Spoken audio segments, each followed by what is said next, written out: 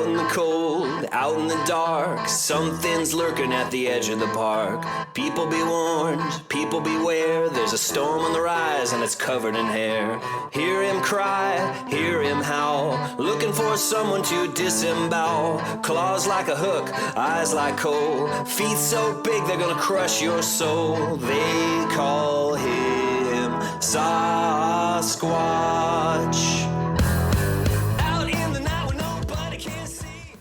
This is Yowie Central. Welcome to the show. I'm Sarah. If you've seen a Yowie or any other strange entity and you've been busting your guts to tell someone, but you're afraid that no one will believe you or make fun of you, you have landed at the right place. Here at Yowie Central, we won't laugh at you and we definitely don't do ridicule. And although the show focuses mainly on our beautiful hairy friends, who I've been obsessed with since I was a girl, we know that there's all sorts of stuff going on in the world around us that's enthralling and that is perhaps interconnected. So we explore all the rabbit holes we can find. So if you've seen or experienced anything kooky or spooky, get in touch with me at yowiecentral@gmail.com and you can share your story with me and with the Yowie Central listeners. And if you're a bit shy and you're not sure if you want to come on the show, but you really need to talk to someone about what happened to you, get in touch with me and we can have a chat. Remember, you're not alone. We're here to listen and we're also here to give you some support. A couple of shout outs this week. One to the magpies who are warbling in the background of this intro. Love you. And another shout out to my friend and fan of Australian Yowie Research and Yowie Central, Jane. She's been really unwell lately and I wanted to send her lots of love and a big warm Yowie hug, and I really want her to get better soon. I also wanted to send my gratitude and love to my friend Tani, who was really there for me when my dog went missing, and I didn't mention her in the last show and I should have. It meant so much to me and she was so comforting at the time and I really, really appreciate it. So thanks, love. You're the best. I had an awesome week last week, such a good one. My husband is an agricultural pilot and he had a job that took him over Duffy's Beach on the Murray River and the Barmah State Forest, both sites of really cool Yowie sightings that were reported to AYR over the last couple of years. He thought I'd like to see them from the air and I said, hell yeah. So we got to fly quite low over those sites and it was really, really special, quite amazing seeing the Duffy's Beach up close and imagining Jamie's experience with the Yowie there who ended up swimming right directly across the river, so strong that he didn't get washed down by the current of the river. He swam from one bank directly across to the other one and Jamie had the back of his head in his spotlight. And also the Barmah State Forest sighting, which was one of the scariest ones for me, where the witness was in his tent and is awoken to a Yowie falling on top of his tent, or sort of deliberately, not falling accidentally, but actually collapsing the tent and landing on all fours, kind of straddling this witness, and started feeling his face and body through the fabric of the tent with these giant sausage roll fingers. And the poor guy held his breath for as long as he could. And thankfully, the Yowie had had enough and got back off the tent and it popped back up again and he could breathe. But he thought he was going to die. It was, and the scariest part was that he'd ridden his mountain bike into the bush to camp and so couldn't get out of there in the middle of the night by car. Had to wait to cycle out of there the next day. And so obviously didn't get any sleep for the rest of the night. For me, that's one of the scariest ones. I think that would be pretty terrifying to experience. We also got to fly around Mount Hope and near Pyramid Hill, which are both in northern central Victoria, near where we have our farm. So both of those places are really sacred, special sites, and you can really feel that even flying around in an aeroplane over the top. And then on Saturday, we actually decided to drive over and climb Mount Hope. And what a spectacular, special place. It really is a magnificent place, and you can really feel the energy of that site. The other cool thing that happened this week was that I also had the honour of speaking with Sunbo Truebrother, author of the Sasquatch Message to Humanity, which was such a fascinating chat, and I can't wait to share it with you. So stay tuned for that next show. And don't forget, next weekend, Sunday the 30th of April for Australians and Saturday the 29th in the evening for my American and Canadian listeners, I'm doing a conference on Yowies with Stephen and Evan Strong and with my friends Gary, Lynn and Buck Buckingham from Australian Yowie Research and my other buddy John Kershaw, who is a dogman witness. So it's going to be a really cool conference, and I hope you all can tune in. It's free to watch on YouTube on the day, so hopefully you can all tune in then. I'll post a link to that conference closer to the day. I've got a really cool show lined up for you today. My special guest is former Bigfoot and paranormal researcher Robert Dominguez, Bob, who is now host of the excellent podcast Bigfoot Club.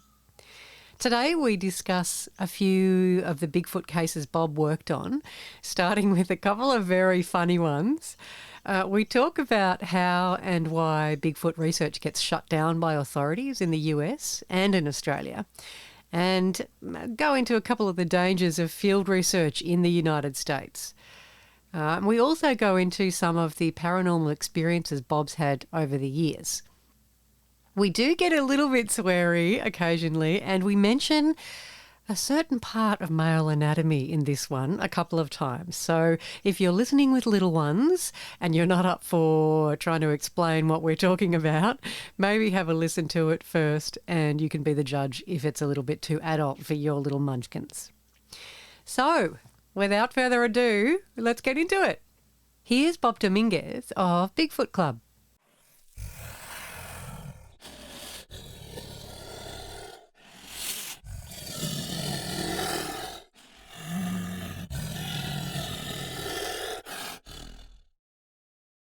We'll just go straight into it. Why don't you tell the Yowie Central listeners a little bit about Bob Dominguez and Bigfoot Club, because some of my listeners might not be familiar with your amazing show. So do you want to tell us about it?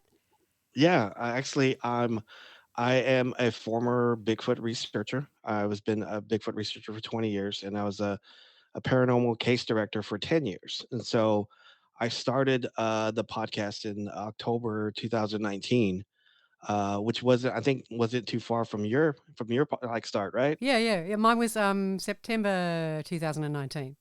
Yeah. Yeah. So we were kind of like on the same page. So I started it because number one, I was with a group called the Texas Bigfoot Research Center. It's based in North Texas, and then I was with a paranormal group in North Texas. But whenever you're with a group, you don't really get to give your opinions about stuff, so they kind of stop you from doing it. So starting a podcast, I wanted to give my opinions about stuff. So there was some stuff that I didn't like that some groups are sort of like some people are doing, and so I wanted to just voice my opinion about stuff. And some stuff was good, some stuff's bad, and it's just that's how I started it. And so Bigfoot Club was like born then. And like at the time, I've gone through several co-hosts, and right now I have my cousin, I'm not my cousin, my nephew Steven.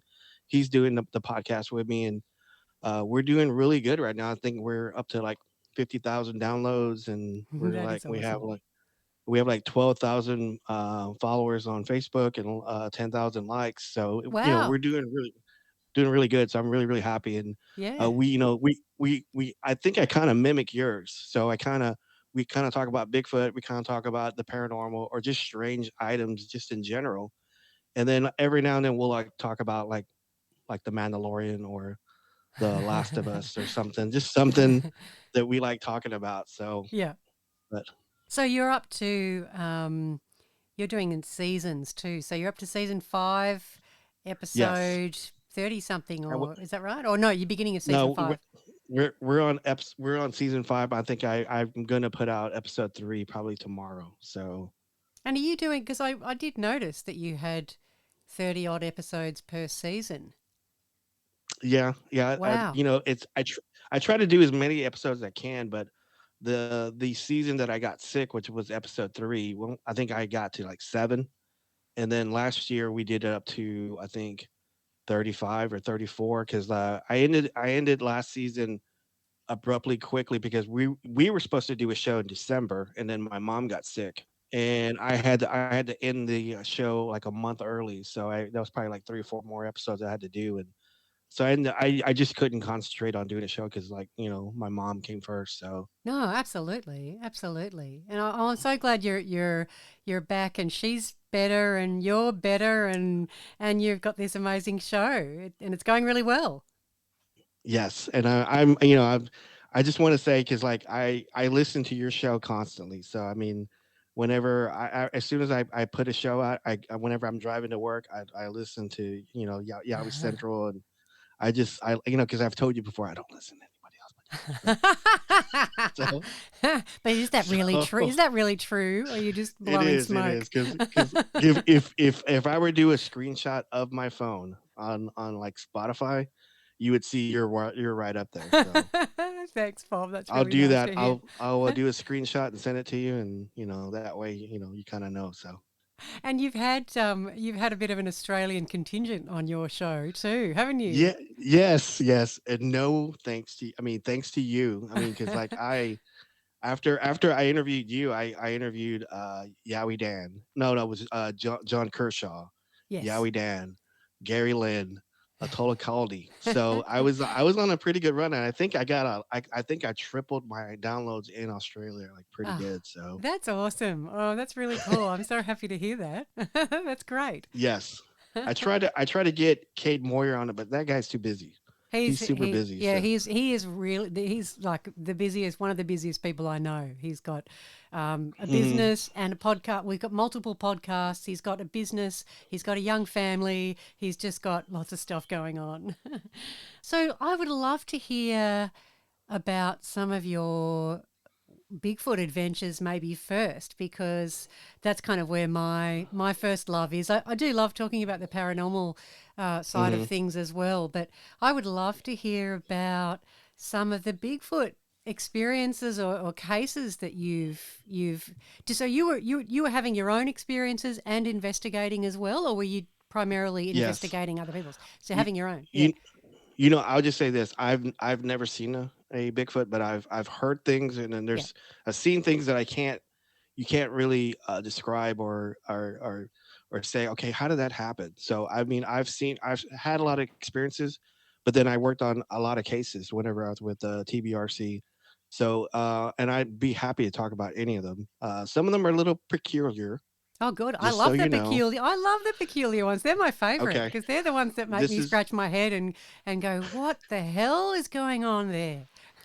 there's one in particular. Okay, so when we first started with the TBRC, we this was like in the late '90s, early 2000s, and this was before the internet was fast.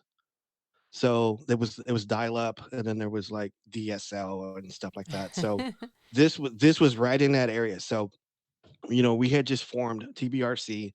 We had our website up, and it's not there no more. TexasBigfoot.com. And so we would get cases from like different states because we would predominantly do Texas, and we would get one. We got one in particular, and this is an odd one. We got one in Kentucky, and I'm not going to say the lady's name or which town it was in, Oh, that's all right. but but in Kentucky they call the woods hollers there. So that's kind of They strange. call the woods hollers. Hollers, yeah. Hollers, HOLLERS. Yes. Yeah, right. So So we're going out to the hollers to chop some wood. yeah, because there where where you live, they always say like the bush, Yeah, yeah, and exactly. So they say there in Kentucky, yeah, in Kentucky they like call them hollers. So yeah, right. this lady was she called us and we did a phone interview. It was me and my mentor Luke Gross, which is a great person by the way. So we ended up calling her and she was telling us that Bigfoot's what this one particular Bigfoot was coming down this mountain and wanting to have sex with her. Right. I shouldn't laugh. This is someone's So genuine experience, but yes, and I but my go. childish giggle though. So I asked her. I go, well, what do you mean? How do you know this is? I go, is he coming down and like not banging on your because I think she had a trailer. She had a mobile home, and so she lived by herself. She's a little bit older, and this she said, yeah, I can tell he's coming down. And he wants to have sex with me. I go, well, how do you know that? I said, well, when he's coming down the mountain, it's at night, and I can see his penis glowing and it's bouncing as he's walking down the mountain. Wow. And I go, and I go, okay. I turned to my mentor, Luke Gross, and I said, "Is that possible? How is that possible?" And he goes, "Bob, there are some phosphorescent mushrooms, and so Yeah. it's possible, this Bigfoot may have gotten his hands on some phosphorescent mushrooms, and then maybe he touched his penis." So I go, "Okay, So okay." So there is a potentially logical explanation for this. yes. So that was one of the strangest cases I've ever I go, okay. So we end up like trading like info and we gave her a couple solutions to do and she was happy with that. And we never made it to Kentucky, but I think we gave her a couple Bigfoot researchers in Kentucky that she wanted to reach out to if she needed someone to come like on property and help her out. So I was happy with that. So But so it's actually a really interesting story because mhm, we generally, I don't know about you, but most people that I interview don't report seeing genitals at all. Like mhm. there's the being the odd one that mentions seeing a penis. But I do remember a very famous one of Wes Germer's of Sasquatch Chronicles, where the Mhm. Claire, the English lady, the Sasquatch that she saw came running at her with an erect penis, and it struck me as quite an unusual detail. The fact that this lady's mentioned it, and not only mentioned that she could see the penis, but that it was. I mean, Glowing. glowing. It was phosphorescent, and that's a good party trick, isn't it? It is. But, but that's a really and she interpreted that. I'm assuming it was an erect penis. So she's Yes. interpreting that Yes. as that it was sexually aroused and interested in her. Yes. That's what the gist of it where I got of it too. So How fascinating! How fascinating! Did the Bigfoot in question keep visiting her, or what? How did that resolve in the end? apparently it did. It would come by. I think at the time, I think she was past her cycle, and so Ah, I think what she was doing was she was putting out trash and she was burning it. So she would put it out and then burn it later. And I told her, I said, well, I think you should probably like use a big Ziploc and whatever you thought is edible like bones or cans, just put it in the freezer, and then when you're ready to burn it, just take it out and then burn it. So I think that's what it was drawn to at first was coming down, right. and it was like looking, it was going through her trash like right before she burned it. So So it could have that's been. what I think. Yeah, Yeah. yeah, yeah. And actually, mentioning her cycle, it potentially would have something to do with that. I know that the original Australian people that I've spoken to have and quite a few people actually have mentioned don't go out walking in the bush if it's that time of the month Hmm. that can be putting out an irresistible aroma to the local wildlife. But that's really really interesting. Okay, all right. What was the next one that was really, really interesting? So the next one's even greater. I'll tell you this one.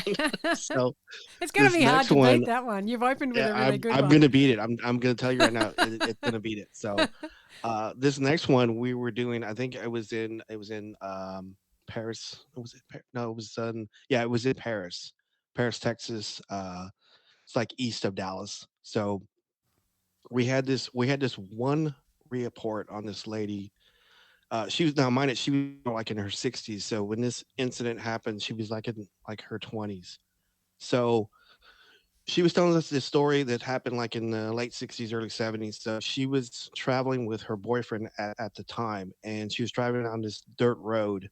And now mind it, in this area now, it's now has a lake on it. So there's like, it's like a man-made lake. So we couldn't go back and look at the area that was in question. So she was telling us that she was traveling down this road with her boyfriend. They got a flat tire. So he gets out. He doesn't have a spare, doesn't have a jack. So he has to walk into town, which is, I think, like 2 or 3 miles in. And she didn't want to go. So she wanted to stay there and just sleep and just wait till he got back. So he took off. And then upon her sleeping, she was awoken by a Bigfoot that reached his arm into the driver's side. And, in like in the States, the driver's side's on the left hand side of the vehicle. Yeah. So he stuck his hand in, grabbed her ankle, and started pulling her out. And then when she was telling us this story, she said all she could see was his nipples and his penis. So she said he was aroused. She never waved on any of her story. She stayed true to her story. She talked about the color of his nipples, his stomach, his penis, everything. And so Right. she was telling us like different colors, what things were. And she said it was trying to pull her out of this vehicle. It was grabbing her by one of, I think, one of her ankles. And so like this was like in the 60s and the 70s. So they had these Coke bottles that were actually glass. Oh, yeah. So there was some empty Coke bottles that were like sitting on the floorboard. So she grabbed one and started hitting its hand, started hitting it, and she was screaming, and she was yelling, and this thing was trying to pull her out. She never saw its face, but she just saw it was hairy, and then he was taller than the actual cabin of the vehicle. So she said this probably happened probably like 30-20 seconds, but she said it felt like forever. Oh, yeah. How scary. That would have been Yeah. absolutely terrifying. So Was she telling it in a way that sounded genuine? yeah, she Yeah. did. So like we had like 300 questions, and some of them were like redundant. And so it was like six of us, and we were asking all these questions. And so she never waived on anything. Right. She just continued with the same story, same answers. And so she was saying that this thing was continuously trying to pull her out, and that it stopped when two other Bigfoot up the road that she could visibly see through the windshield was walking through like the brush, and it made itself visible like on the road. And she said there were two females, and I said, how did you know that? She said she could see the breast on both of them, and one of them was pregnant. Oh, So wow. she said the one that was pregnant was yelling at the the male Bigfoot trying to pull her out. So it either yelled or screamed at it, and he dropped the ankle and then walked with him, and they went to the tree line and then left. Wow. So I can just, I'm just trying to imagine what female Bigfoot is yelling at male Bigfoot. Like, look, you've already knocked me up. Get your hands off exactly, that woman you and zip it. floozy. You floozy. Yeah. so Oh, that's so hilarious. this lady, she was tough because like whenever we were interviewing her, she was wearing like a jumpsuit, like a full body jumpsuit, and she had a 38 in her bra whenever she was talking to us. Right. So she was. I mean, this incident made her a real tough cookie. So she was pretty tough whenever we were talking to her, and it was kind of funny because like afterwards we did free because like here like in the states we do Freedom of Information Act. We can reach out to like states of government like the police or the hospital, and we asked, hey, we want these records for this time. So we reached out to the, because I think after this incident happened, the boyfriend showed up. She was crying about it, and she was, hysterical. So they change the tire, and they drive back into town. So she goes to the hospital, gets checked out, and then they go to the local sheriff and do a incident report. So we did a freedom of info act. We with the sheriff department in that area at that time period, and then they end up telling us that they lost it. They didn't have it. So Oh, and then we really? reached out.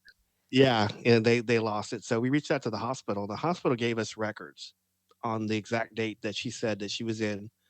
It said that her one of her ankles had lacerations and bruises. So Yeah. there's some validity there. Yeah, So yeah, yeah. Yeah. so Oh, but you anyway, get some doozies over there. yeah. I mean, because I know I talked to Gary Lynn, and he had some interesting. I mean, because Australia's always had interesting stories that I've heard, and because I've talked to other people before and like in the past, and I've heard like some great stories there. So yeah, to have these two stories like in like I think it was like a 2 year period that I got them, and they were amazing. So Yeah. uh, I I loved it, and just one of those things that said, man, because like physical things or like facial expressions, I always been attracted to because you always get those reports of like a Bigfoot crossing the road or railroad track, Yeah, yeah. or just like peeking through a window. But the ones that actually do physical contact or do facial expressions, they always get me, always Yes. get me. I love those. I remember a guy that I spoke to last year talked about he was only a few meters away from the Yowie in question, Hmm. 8 or 9 foot tall being. What he was looking at it straight in the face, and he noticed that the tear tracts under the eyes, the fur and the skin was slightly stained red. You know how older dogs get Hmm. that Yes. pinky coloured like fur and skin around their eyes? He said it had the same look around its tear tracts under its eyes, and then it blinked a third eyelid sideways.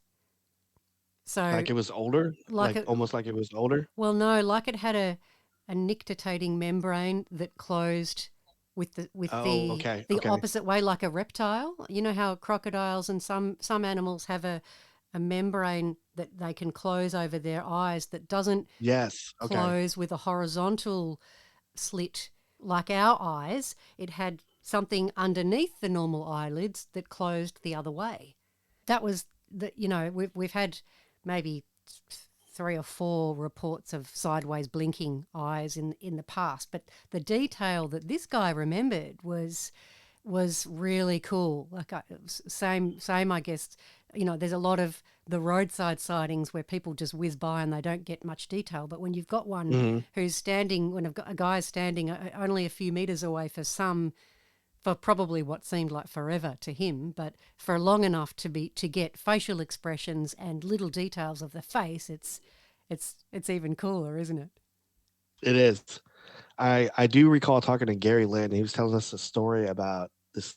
I think it was a girl, and she was like working at night, and she was going down this back road to go home.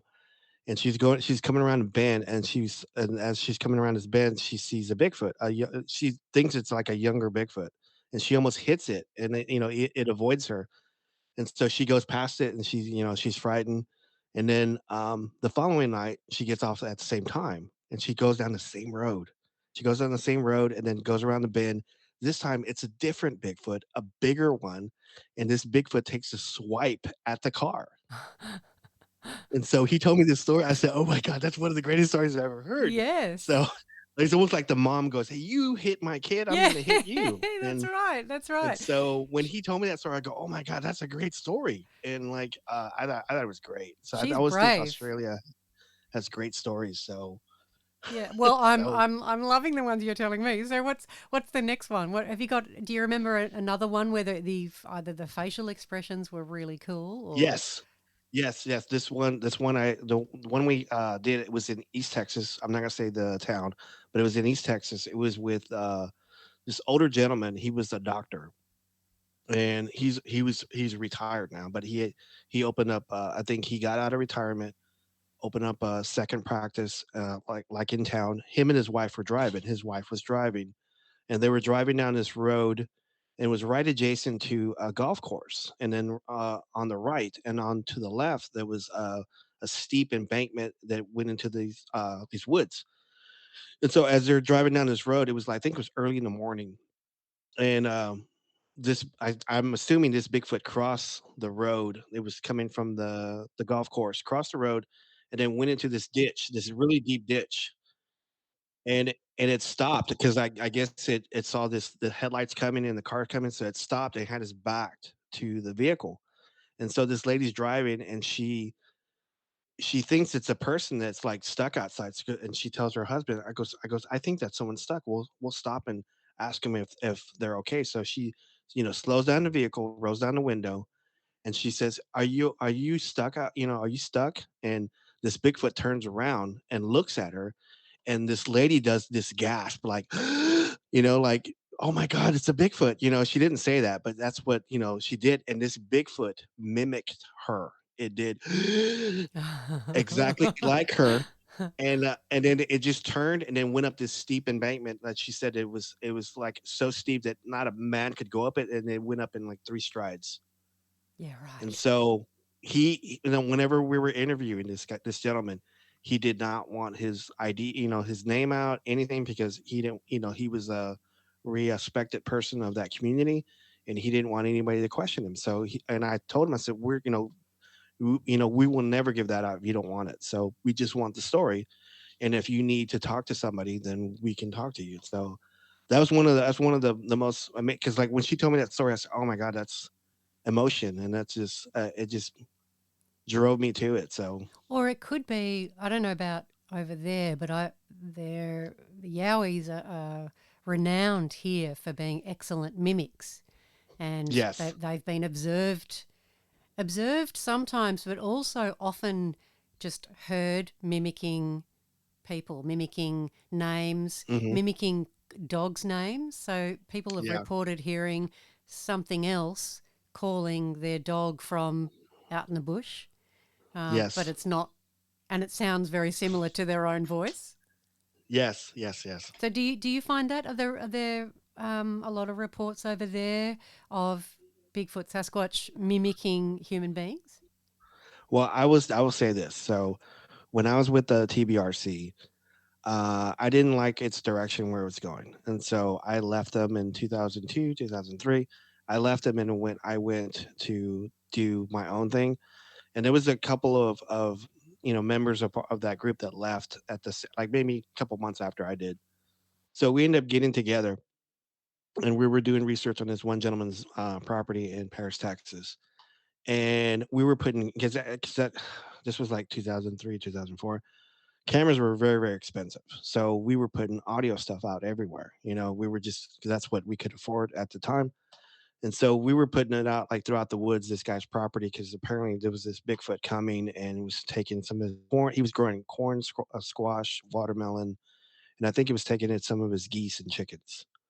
So we were putting like these recorders and some game cams up. Do you guys use game cams there in Yeah, Australia? yeah, yep, yep. We sure do. So so we were putting those out, and so this Bigfoot was avoiding these game cams, and it was going to like these audio and just like sniffing it and stuff. So whenever we were putting them out, we would like yell. We didn't use walkie talkies back then. We just yelled at each other's names. And so there was one particular gentleman that was with us. He was an older gentleman. I would just say his name is Rudy. Okay. And so we were yelling Rudy's name.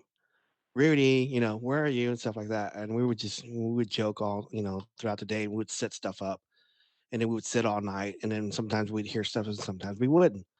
And so we would go back and listen to the audio. And some of the audio was somebody in the woods yelling Rudy, and it didn't sound like a human. It was just, it Right. would, it would go Rudy. And so this gentleman heard this, and he was a church going gentleman, and he didn't find that particular amazing, so he left. He didn't want to do research anymore, so he left. So that's the experience that I've gotten. And so in the same property, we've like, had tents out just somewhere, just sleeping throughout the night, or we would just, sit like in a chair and just like listen all night. And there was a couple times I would be woken in the middle of the night with horses, you know, um, yiping in the back. And I would Yeah. wake up my partner. I said, "Do you hear that?" And he says, "Oh, it's just a horse, Bob." I said, "Yeah, but there's no horses back there. How is that possible?" So we would hear horses like in the back, and at the very end of its yipe, we would hear. "Err." Which is not So not very horsey. so so I tell him, because there's no horses back there. How's that possible? And so we would I would experience that myself, and so that was just kind of odd that, I mean, I have a lots of, tons of respect for these animals, and so I mean, I used to carry a shotgun out there, and after a while, I just stopped doing it. I just quit doing it. I just because I think they believe whenever you mean harm. So if you walk out there with a weapon, I think they like know it. So Yeah. and they'll like stay away. So whenever I stopped bringing weapons, I would get treats, and I'll be open about it. Like in the past, when I first started doing like Bigfoot research, I would never post anything that I would find because I didn't want anybody like, to make fun of me. But I would go in the woods and I would take like whatever was in the area, like Mexican plums, persimmons, onions, whatever I would find there. And I would just walk in like deep into the woods and I would stick into a crux of a tree these items. And I wouldn't tell anybody. And I would walk back. And the next day I would go to see if it was still there. And when I would go and find that crook of the tree, I would find like a shiny rock or like a dead bird Oh, that's cool. or like a plant that, I think that homeowner would say, I think that's tea. So I think you should make that tea. I think you should drink it. So I would do that. I would do that. And then I would have like weirdest dreams that same night. So,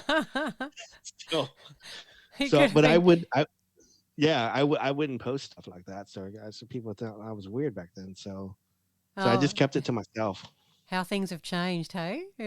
Yes, yes. And It's really, really good that I think there seems to have been, I don't know, maybe it's because I move in circles where Yowies and the invisible world is talked about and accepted. So for me, Mhm. it's like it's normal everyday stuff now. But I think things have certainly changed. There's so many more people who are interested in the subject and believing that they are really around, don't you think? Yes, and then this veil, the veil of, of this world and their world, Yeah, it's so thin, yeah, and it's like it's available to people that I think that are open to see it. And I think like this creature or any kind of other creatures, any kind of supernatural paranormal things, they're attracted to those people. And I think some people give off a certain frequency more than others. yes, And so that's just what I kind of believe in, because like when I first got into it, I was strictly, flesh and blood. This was a primate. That's it. Blah blah blah. And as I left the TBRC and I started talking to different people, Native Americans, just different people in different states, and I kind of just got that idea. And then, which I really love about your show is that you talk about infrasound, and I love that.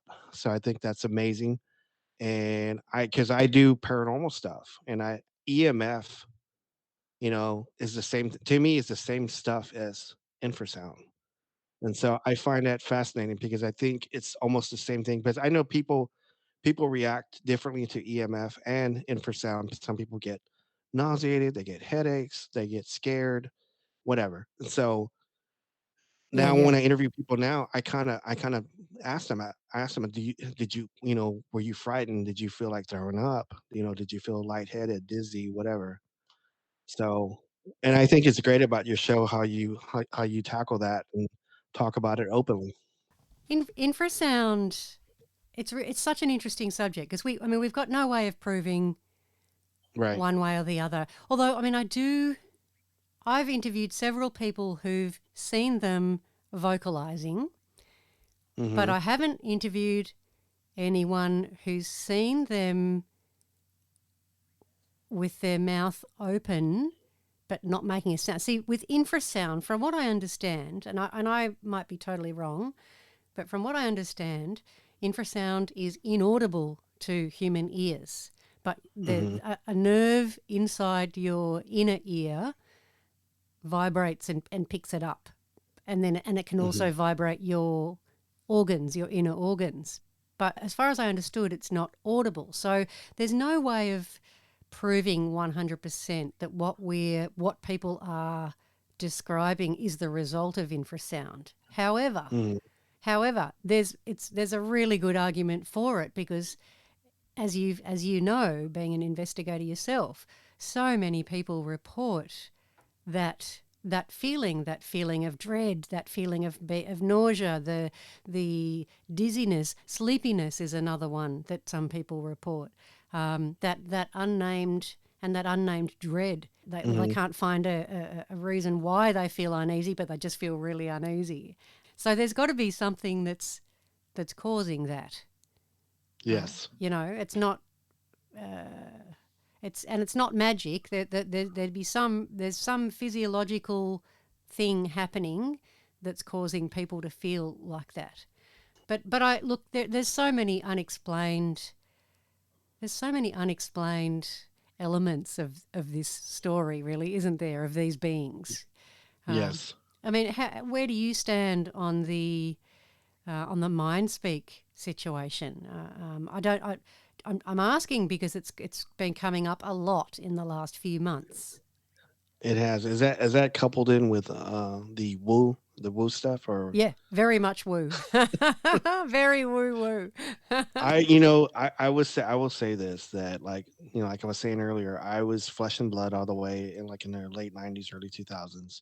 But as I left the TBRC, and I talked to a lot of Choctaw Indians and Caddo Indians, and they wholeheartedly believe that this creature is part of the earth, and it can do whatever it wants. It can turn into a raccoon. It can mind speak. It Yeah. can tell you why you're there and stuff. Like, so I'm completely open, because I don't like, whenever like, like, just say for example, a policeman goes to a scene, a murder scene. He writes down exactly what's going on, what happened, what he thinks. And he's not, if there's something paranormal there, he shouldn't leave it out. He should add it in there. So I'm kind of like in like the same way. If I'm interviewing somebody or talking to somebody, I have to take it as face value and say, okay, this is what they're telling me. I got to go with it. And so I don't discredit it, but I don't, I've seen a lot of stuff in the woods that I cannot explain, as the same time for me. And if I were to tell someone the story, they probably wouldn't believe me. So I would just say that. So I'm pretty open to a lot of stuff. So I mean, like I said before, I did Bigfoot stuff and I did paranormal stuff. So I've seen a lot of strange stuff in the paranormal.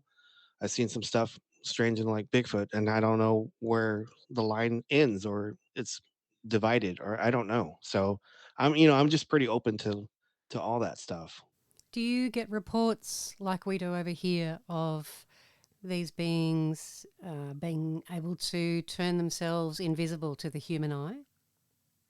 Yes, I had one particular story of this gentleman, and this guy was a wrestler, and he was a big macho guy. And so whenever he described this one thing, because I'm not going to tell you the whole story, but what he described to me, it's always stuck with me. So he said, I don't know if you guys know who Andre the Giant is, right? He's Yes, a, I've got a a T-shirt with Andre the Giant on it.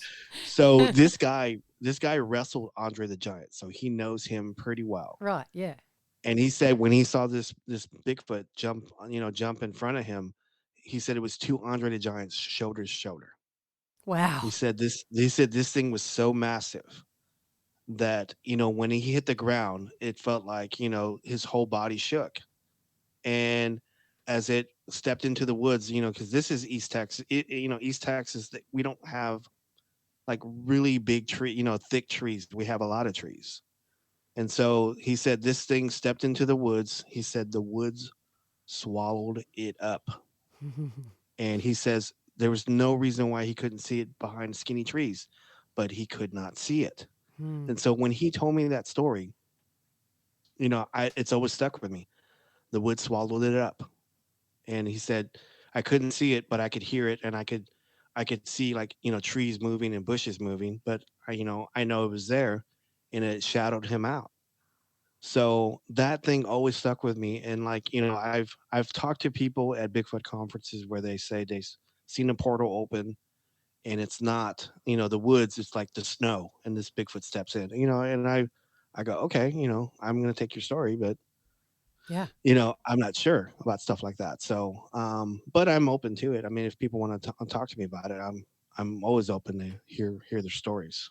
I think if you'd have to be after years, so many years of being a paranormal researcher and Bigfoot researcher, you'd have to have reached the point where you're like, right, anything's possible, really.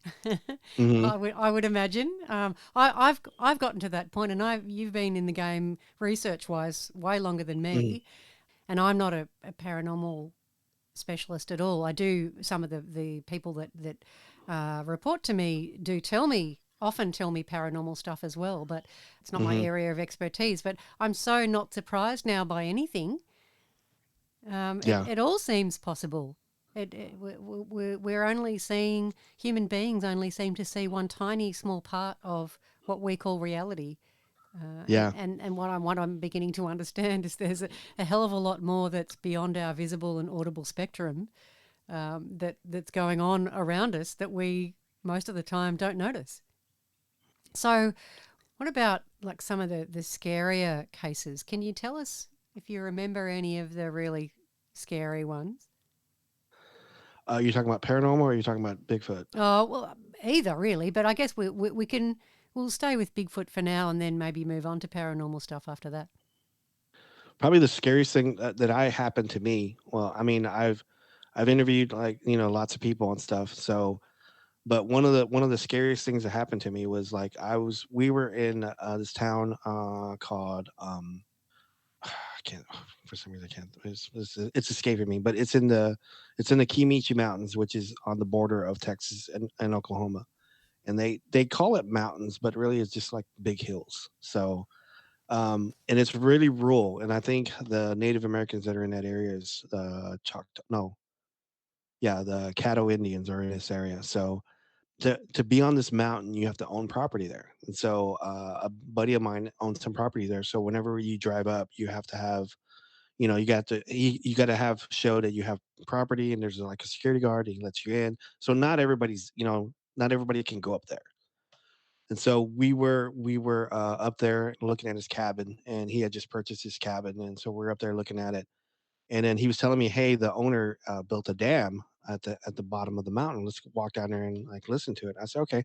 So we're walking down this trail, and it was like a windy trail, and it's very steep. So as we're walking down, it had just finished raining. So I have this habit when I'm doing it. I look at the mud. I look at the trail to see if I see any footprints. That's just how I am. I do that. So I was looking down. I said, "Okay, we're walking down." We went into this dam area, and we were looking there, and for some reason we smelled like this really foul smell, like it's a cross between garbage, pee, and like musky, wet, like a wet dog. And I go, "Do you smell that?" And then everybody goes, "Yeah." There's like two other guys with me, and I go, "You smell that?" He goes, "Yeah." So I said, "Okay." So and right next to this dam, or this dam this guy built, was like this tree line, is real thick, and then we could hear like growling, "Rah, rah, rah, rah," and it was getting louder. It was getting louder, and I go, "All right, guys." I said, "We didn't have any weapons, we didn't have anything, and this like it sounded really aggressive." And then we could see like trees moving, and it wasn't like just moving with the wind. It was like this tree was moving, like a really big tree. It was like one of these big oaks, and it was like moving like it's not supposed to move. Yeah, And yeah, so I go, "I think it's time for us to leave." And so I didn't have any cameras with me, nothing. So at that one time, I just felt really threatened. So we were all leaving. So then we tried to get out there as fast as we could, but this hill was really steep, Sarah, and it was like I was out of shape, and I couldn't move fast enough. I could not move fast enough, and then just growling on this tree line was following us, and it was getting louder and louder. And finally, I just yelled. I don't know why I did this, but I just yelled at the top of my lungs, "Okay, we're leaving. you don't have to do that. so so I just yelled that. And as we were walking up this trail, then on this mud trail, I didn't. Now I started seeing footprints, and they were like it was like crossing the trail in front of us. Like we're going up this trail, and his footprints were going sideways across this trail, and so they were like 14 inches. Yeah. 14 inches. Like I have I'll send you this picture. There's one picture that I have, and this was like it was half in water and half in mud. And so the water part was still moving whenever we saw this picture. I Oh, said, "Oh my wow. god." So it was still moving, like the mud was still moving. So it was like whatever other because it was probably like this other Bigfoot that was circling us while this other one was growling at us. And I go, "Okay." So so we got up this hill as fast as we could. And I think later on that night they were slapping our cabin like throughout the night. Oh, So yeah, that wouldn't have been fairly unnerving, I would imagine. So so to me that was kind of scary because it was like my first time up in that area, and I did not expect that, and I got it. I said, "Oh man!" And like we were unprepared because we were just gonna go up there and look at the cabin. We didn't even know there was Bigfoot up there, and we didn't put out cameras. We didn't do anything. I said, "Man, that sucked." So That's always the way, though, isn't it? yeah, Murphy's Law. always yeah. Hey, do you call them skunk apes in Texas? No, to be honest with you, I call them locals because they've been there a lot longer than we have. That's what I call them. Yeah, I like So that. skunk apes is it's mostly Florida, Florida, Ah, Florida, because it's swampy in that area, and I guess they give off pungent odors down there more than Texas. Even though I've smelt them in Texas, and they're just equally as probably as bad as that. So. and is the terrain in Texas? I'm actually just got Texas up on the map right now. It's I mean it's such a Hmm. huge it's a huge state, but is Yeah. do you find that there are more reports in that eastern part of Texas, or are you getting them up in the Amarillo area as well, or No, no, we don't have anything there.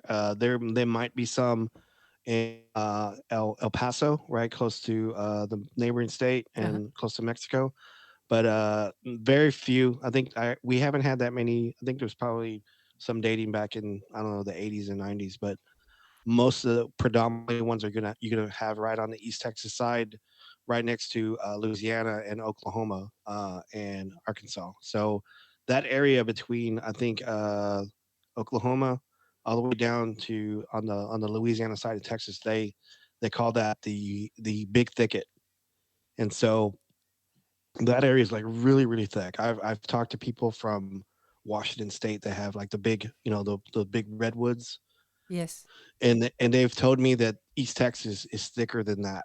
So, right. and I totally believe it because I've been all over East Texas and it's just you could be standing in the woods and you wouldn't be able to see like 5 feet past 5 feet in front of you because it's like so damn thick. Yeah, right. So I know it's similar like that way in Australia, right?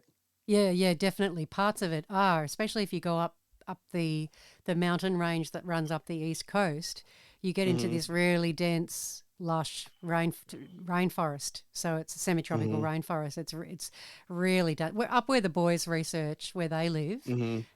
Some of that forest up there is impenetrable. It's really really hard to get through. And there's snakes everywhere and scorpions Hmm. and leeches and Spiders, spiders, spiders yeah. and I'm assuming you've got all those the same characters. Yes, Yeah. I mean there is, but probably not as much spiders as there is probably over there. So, we've so we've got our fair share of spiders, that's for sure. yeah, I mean like Yowie Dan sends me videos all the time of his gardening, and he sends me videos of spiders Oh, that's constantly. funny. And so he goes, Bob, look at this, and he like he goes up to his plants and shows me, and I love that he messages me all the time. I love it. So He's I such a think lovely man. I've got so much time for he Dan. is. Yeah. Really, really I lovely call man. I call him John Kershaw and Gary Lynn El Chingons. That's what I call them. So That's a good nickname for them. so that's what I call them. So every time they post something, I go El Chingon. El So Chingon. yeah. So Do they know what it they means? yes, badass. The Yeah. the fucking badass is what it means. So Yeah, they would definitely be that. And so John is awesome as well.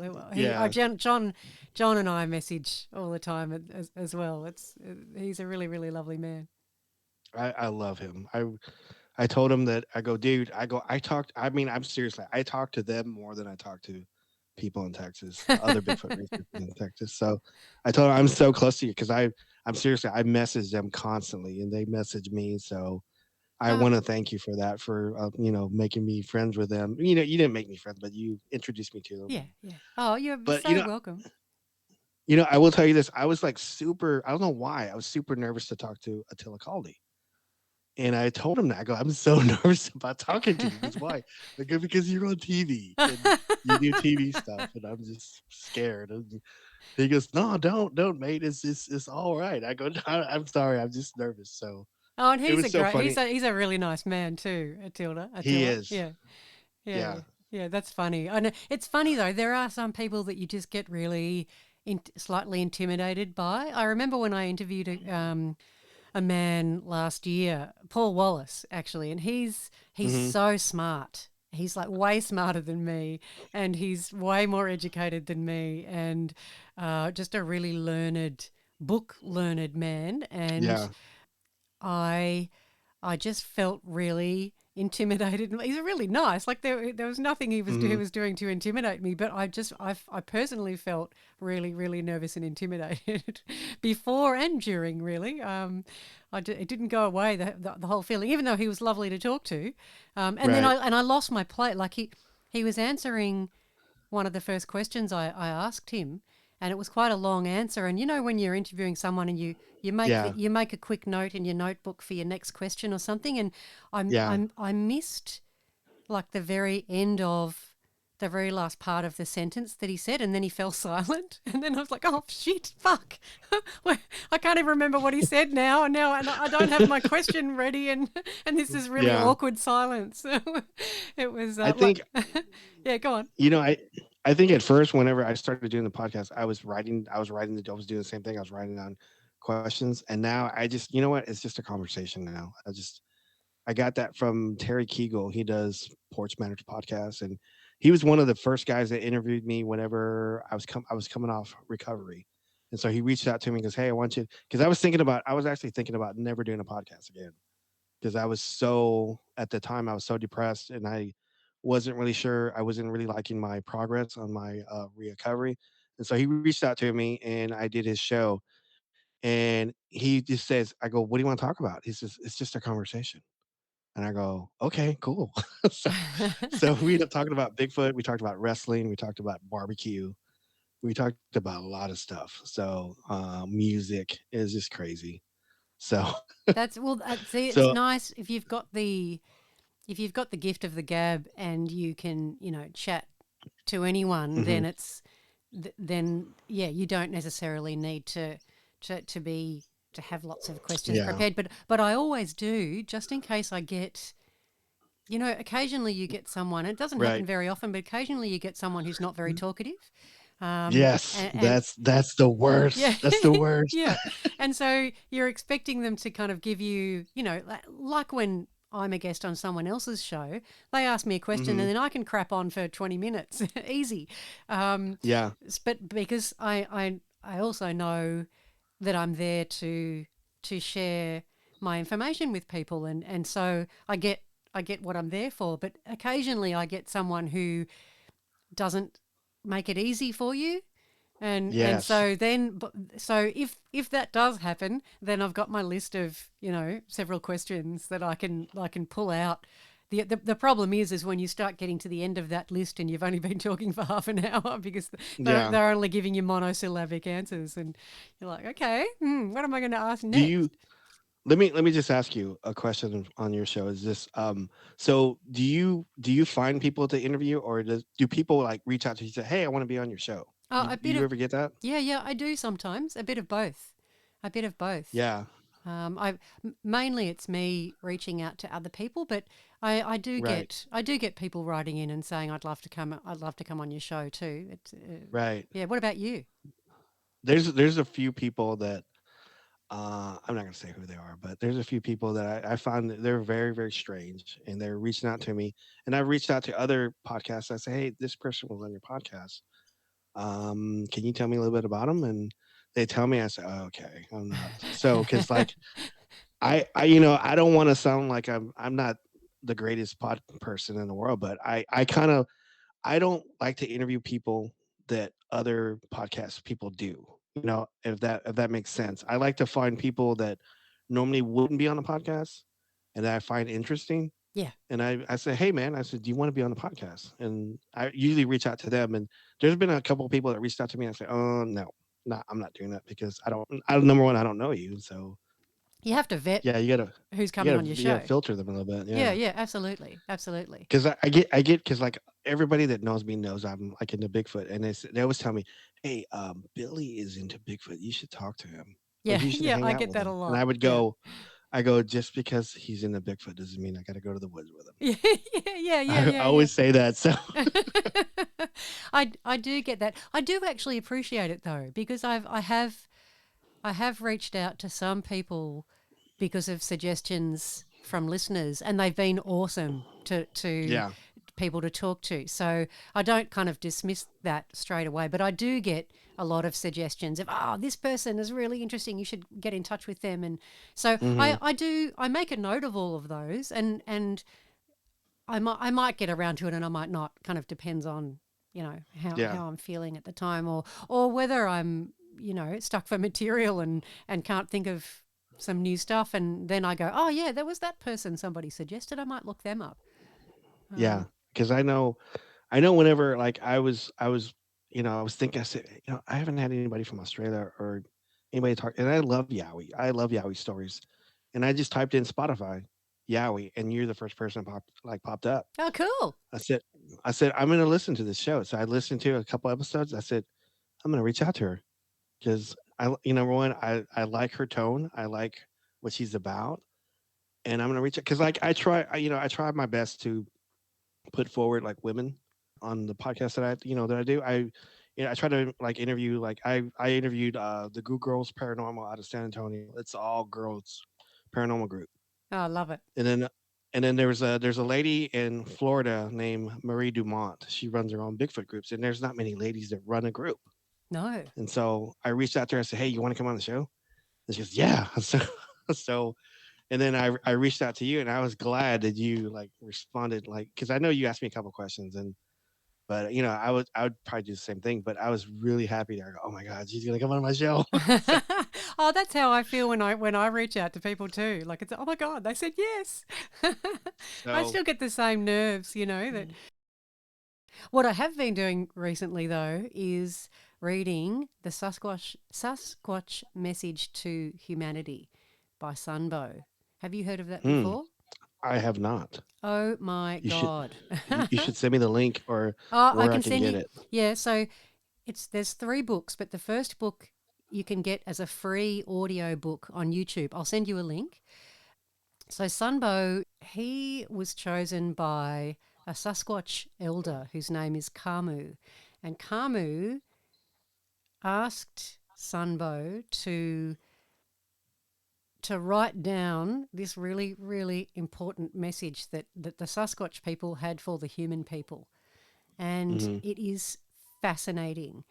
It is all about the history of the universe, like the real history of the universe, not what hmm human beings believe is the history of the universe. It goes into why they can become invisible, why they can speak telepathically. They are so way more intelligent. Well, not more intelligent, they're highly intelligent beings. They exist in the astral plane a lot of the time, which is why we can't see them, hmm and which is why they can lower their frequency, their electromagnetic frequency, and become denser, and then we can see them. But they actually live most of the time invisible to the human eye. Um, it it's the most amazing the most amazing book, Bob. I've been I've spent the last few weeks just like not being able to put it down, going, oh my God, if this is true, and it feels, you know, when you read things and you go, oh man, that sounds like it's bullshit, or Yeah. you get a reaction like, this is resonating, this sounds true to me. This book sounds true to me. It's quite remarkable, and it's completely opened my eyes to the possibilities of what our hairy friends might really be capable of, and Right. who they really are. So yeah, I highly recommend that if you're not into reading as much, you can get that first book as an audio book. I'll send you a Okay. link. It's really cool. I will say, that, is there any Ogum in that at all? Do you Is know? there any what? Ogum? Have you heard of Ogum? Ogham? No. Ogum is a Celtic language, an Ah, old language. right. It's not anymore. Whenever I was doing Bigfoot research in in the early 2000s, we were finding like these stick formations in Paris, Texas, and we were trying to figure out what it was. You know, because I know I've talked to Gary Lynn about this in great Oh detail, yeah, yeah, yeah, yeah. and Gary's and because he's the finder, and so he finds all he's that the glyph stuff. finder, definitely. Yeah. So I was asking him what he thought about this. So I was telling him, I said, "Man, we used to get these stick formations, and one of the guys I was researching with said, 'Hey, I'm going to send this to somebody,' and then this it was like like a person in a different state, and they reached out and said, 'Hey, this looks like Ogham. This looks like Celtic language or old language that maybe the Native Americans were using or something.'" Yeah. And so that blew my freaking mind out, and I go, "Holy shit." And, like, there was other people in other states that were finding, like, the exact same thing, like, the same kind of patterns and Yeah. stuff. And so I never reported that. Like, this was, like, in 2005, 2004, because I didn't wanna be made fun of. I didn't want to. And then, I was talking to my mentor, Luke Gross, and he was discovering that, like, we went through a period where we weren't talking that much because we were just busy with life, and he was finding stuff with Ogham, and he was like, he brought it to my. I go, "What the hell did you just say?" He says, "I think it's Ogham," and we were just freaked out. I mean, because it may not be Ogham, but it's an ancient. We just thought it was an ancient language, maybe was passed down from the Native Americans, and so maybe it's maybe they're getting it from the Aborigines or stuff as well. So Well, I don't know. there is evidence, archaeological evidence that Vikings were landed on the North American continent, right? Hmm, hmm. Yeah. So if there was Viking contact, they would have brought their runes, their and that particular language, possibly. Hmm. It's not outside the realms of possibility that Yeah. that So that language is was used then by the Sasquatch people. yeah. So that blew my mind, and I was just like, "What the hell is this?" And so, Yeah. I mean, I'm completely open to a lot of stuff. So I mean, that's stuff like that I find fascinating, and I just love it. And but I kind of just moved toward just podcasting now, and so I kind of think, what, I don't I don't know if I ever told you this, Sarah, but I don't call myself a podcaster anymore. What I do call you? myself I call myself a cryptid sports entertainer. I like it. So that's what, Cryptid but sports entertainer. yeah. So I say it like this: cryptid sports entertainer. That's why I say it like that. So, I love but it. I'm going to have to but think of I a good kind of call. I I might need kind to of borrow that. hey, do it. I kind of see us as like like Sports Illustrated for cryptid people. Yeah. We report what other people are doing, and so and like I think Attila Caldi put it really well because he was telling me we were talking about paranormal stuff. I said, "Hey, did you ever take anything home? Do you ever do this?" He goes, "Bob, I don't do it. I just put the camera out and I just record it. That's all I do." And I go, "I love that." So that's kind of what like Steven and I do, my nephew, because I've taken like my nephew in the woods ever since he was like a little kid. And so he's like in his 30s now. And so he's gone with me to the woods whenever I've done research and whenever I interview people. He's been with me. So he's not really a Bigfoot researcher, but he's been with me a lot. So he's seen a lot of stuff. And so we don't do and like unless someone reaches out to me and wants help, then I will help them like in the field. But I kind of don't do it anymore. But I like to see it as we report what we used to do. So whatever people are doing now, I probably did like 20 years ago. And Yeah, yeah, people yeah. put out food and cameras and stuff. So we were doing that 20 years ago. But anyway, I really enjoy being a cryptid sports entertainer. I'll Yeah, just say that. I love it. Oh, that's kind of what I am most of the time. I don't do a whole lot of field research, although I've been out in the Hmm. I've been out in the last few days, and I go up a few times a year to Queensland to go out researching with the boys, with Gary and Dean Gary and them, and yeah, Buck, and yeah, and but you know Buck. what? I gotta get Buck on. Oh I gotta get Buck yeah, on the show. Buck is so love. Talking about easy people to talk to, he's the loveliest Yeah. man and just has beautiful thoughts in his head, and he's just a Yes. really kind-hearted, articulate, smart, beautiful man. So yeah, I'll put you in touch with him. He's the one that actually did the video, right? He Yeah, yeah, recorded the video. Okay. absolutely, yeah. Yeah, they're Okay. getting a little bit of crap at the moment. There's a couple of other researchers out there who are we suspect it's stemming from jealousy more than anything else. But they're trying to say that Gary and Dean hoaxed Buck, like because Buck is such a gentleman and so sweet Yeah. and gentle that no one can believe that he's capable of hoaxing. But they think that, but they do think he's dumbass because he's been hoaxed by Gary and Dean. Which is absolute bullshit, of course. Absolute bullshit. But Yeah. but it's funny that everyone suspects poor Buck of being the patsy in the in the story, Yeah. and Dean and Gary being the nasty hoaxers. It's quite funny. Quite funny. It looks real to me whenever I watched it. So Oh, look, I wasn't it's there, scary. but It's scary. yeah, and I was on the phone to Dean that night, like because he often messages me when they're out, just Hmm. to keep help me like feel like I'm there because Right. I get FOMO all the time, and I feel like I'm missing out. So he often messages me when they're out there just to keep me in up to date with what's going on, and um, they sent that to me that night. Like I spoke to them that night. The excitement in their voices was Yeah. 100% genuine. I would stake my life on that footage being genuine. There's no way that Right. I know those boys anyway really really well. They're all really good friends of mine. We message each other all the time and we have for Yeah. years.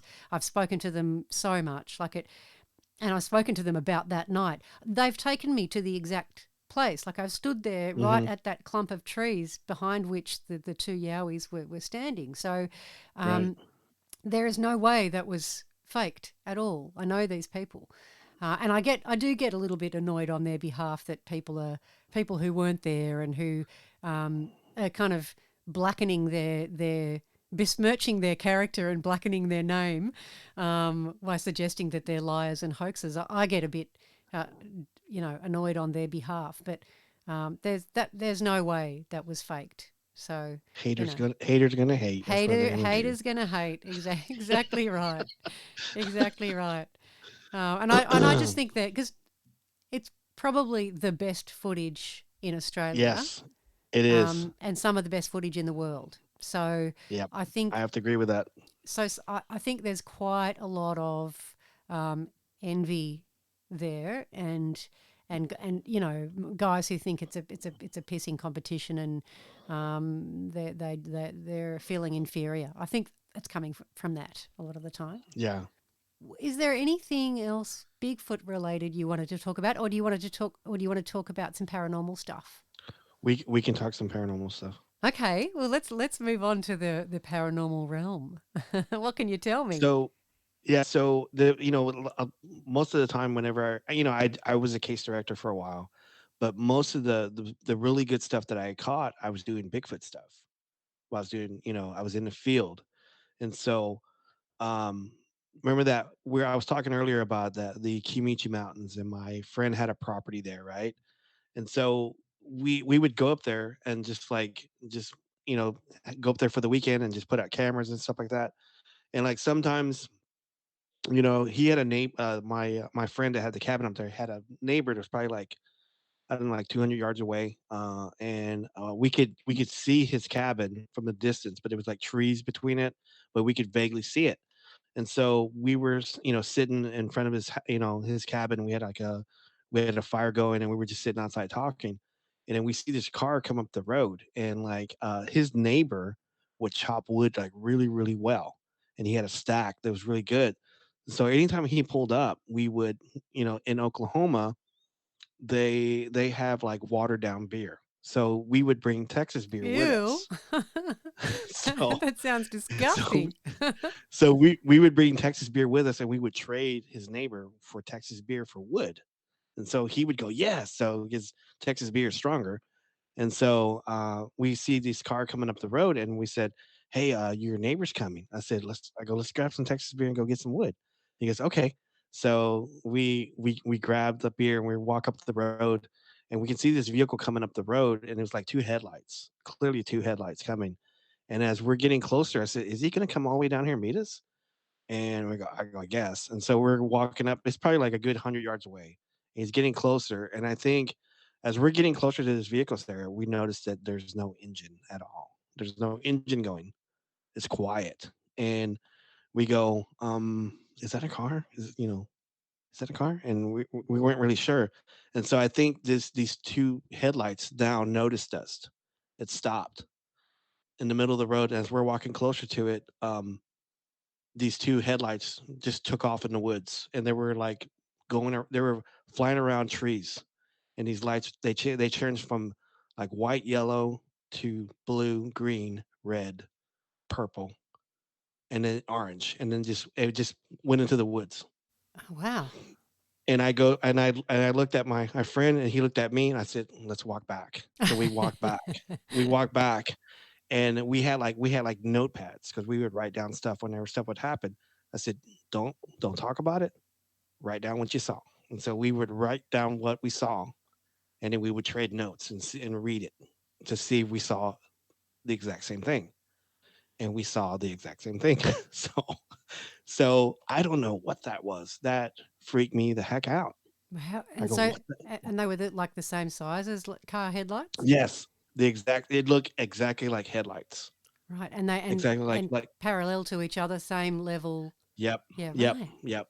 So it fooled us into thinking it was a vehicle.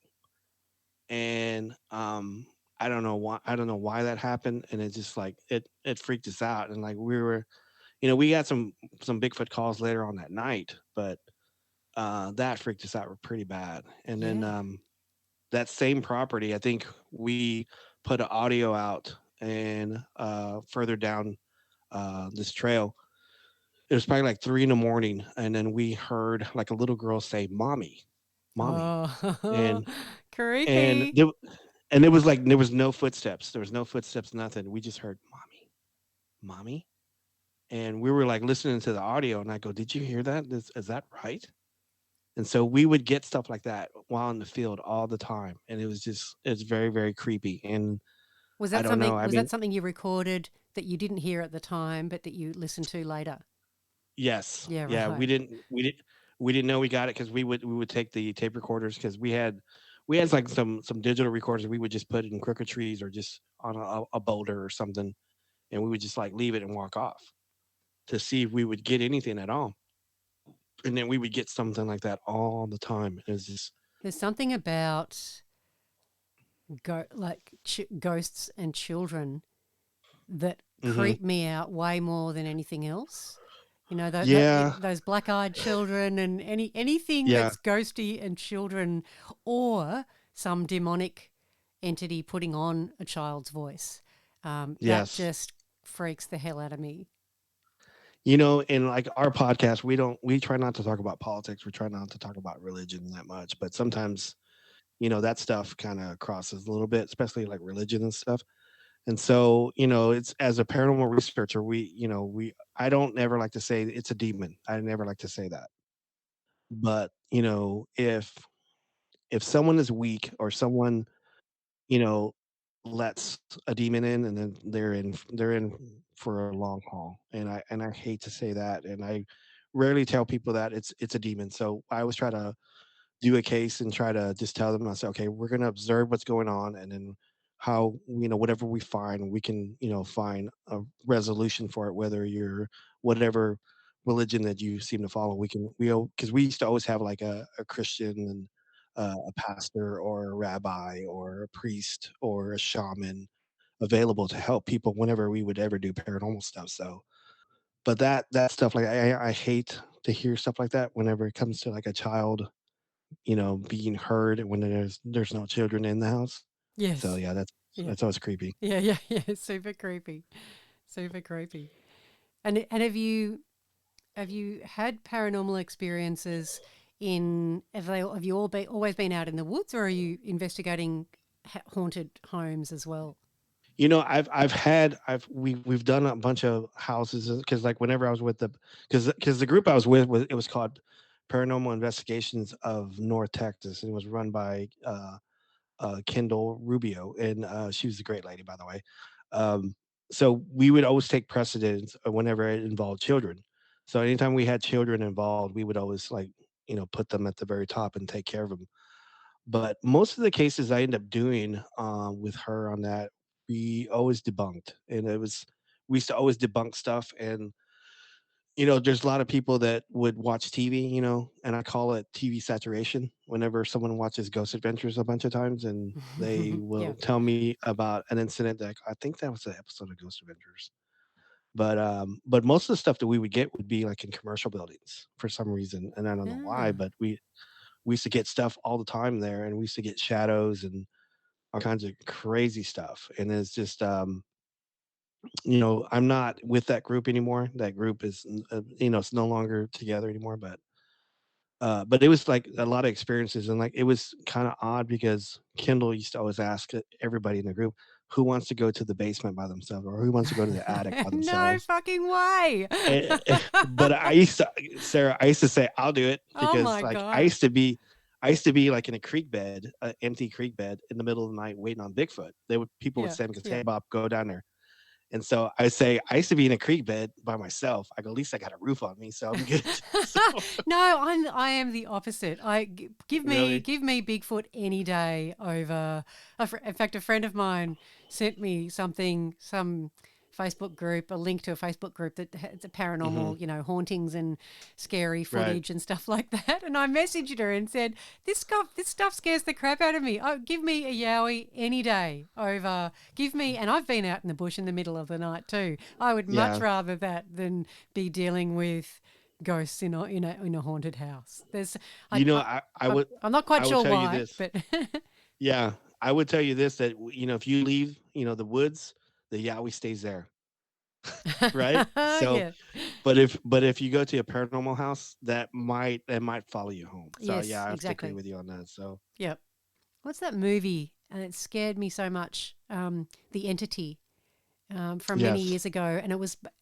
And these are the ones that scare me more, of course, because they're based. It was based on a true story, but it's a woman Hmm. who is attacked and violently attacked and raped multiple times by a spirit, or a Mm. demon or something. But the movie, I used to remember that when I was at home alone at night, and then go, oh my god, no, don't think of the movie, because I was thinking if I even thought about it for a second, I would end up attracting a Yeah. demon or a spirit like that.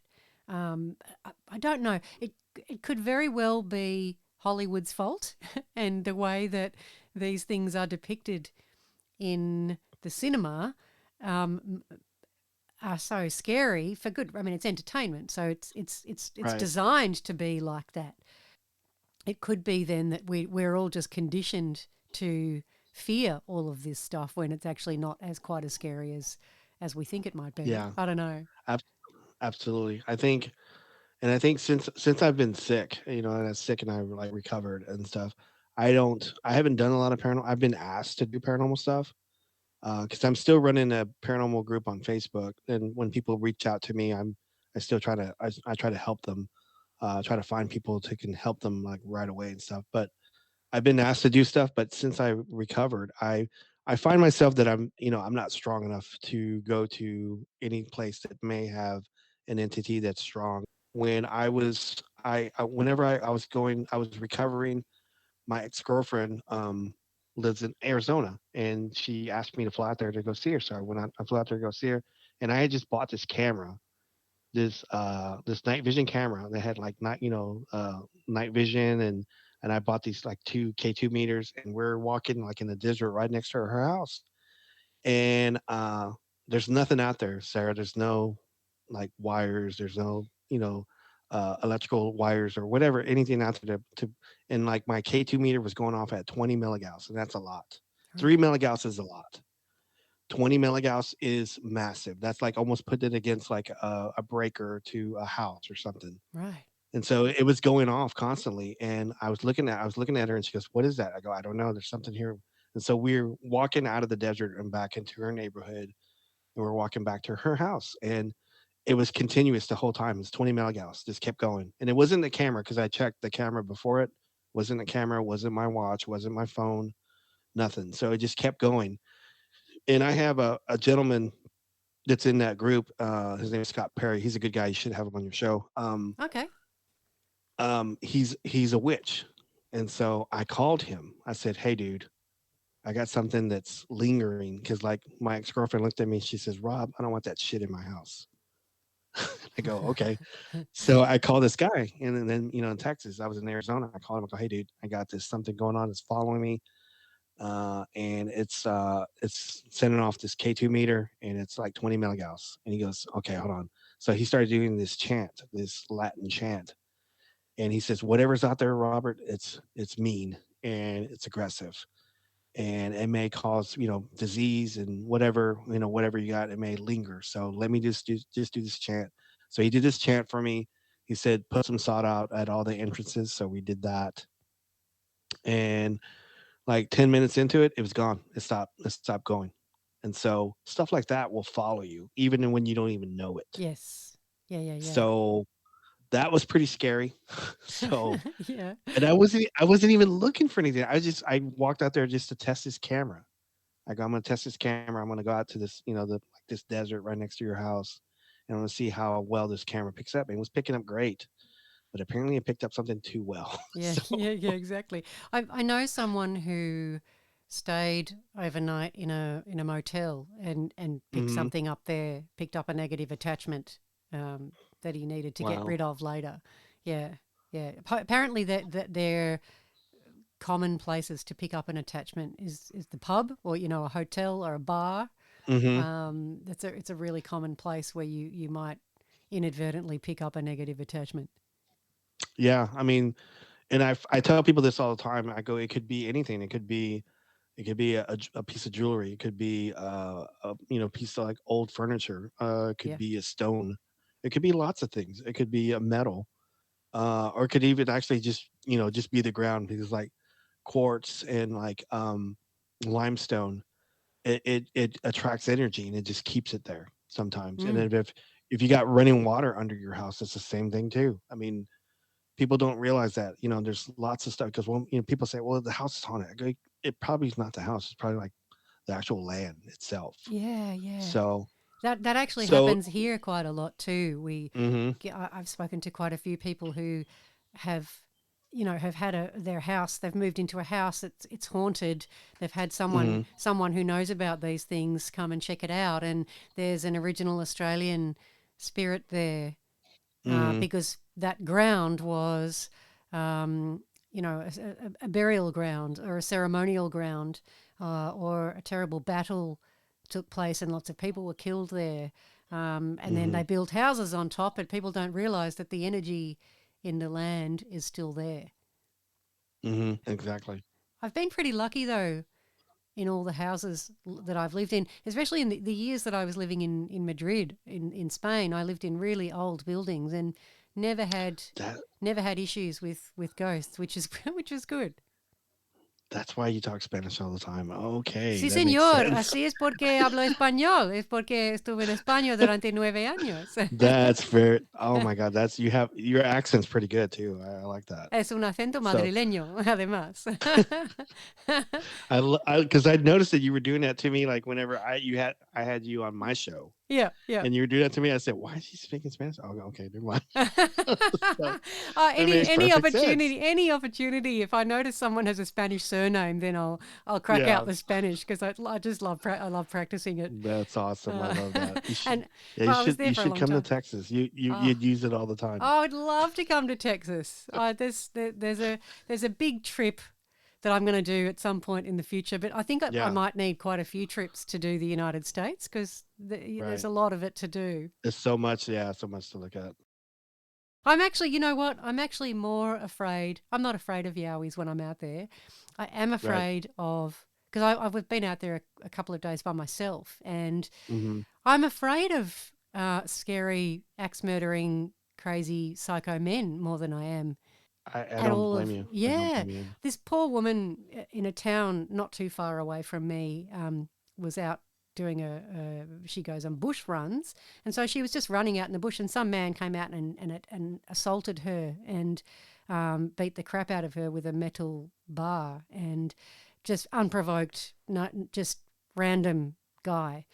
Right. um, and so it's things like that's more of the reason why I don't do as much field research as I would like to. Right. I'm I more don't blame frightened. you. Yeah, I know. It fucking sucks. I get really angry about it. And I was saying to my husband the other day, I really need to do some self defense lessons so that and have some moves down pat and automatic so that I don't feel quite as afraid. Or just take you like a baton or something, a baton or pepper spray. Yeah, baton and pepper spray's a good idea. I remember someone telling me a long time ago, never ever take a knife with you unless you know how to use that knife because it can be Mm. easily taken off you and used against you. But I reckon pepper spray is probably a good idea. Yeah, I usually carry like a baton with me, because I use it for like tree knocks, and Ah. it sounds different from a tree. And whenever you do it on a tree, and like Bigfoots will probably think I said, "What the hell is that? Let's go see what it is." And so, That's a good idea. I like that. but I will tell you this: I've been in like I went out to do 2 cases in East Texas, and 2 times I got shot at. Oh, When I shit.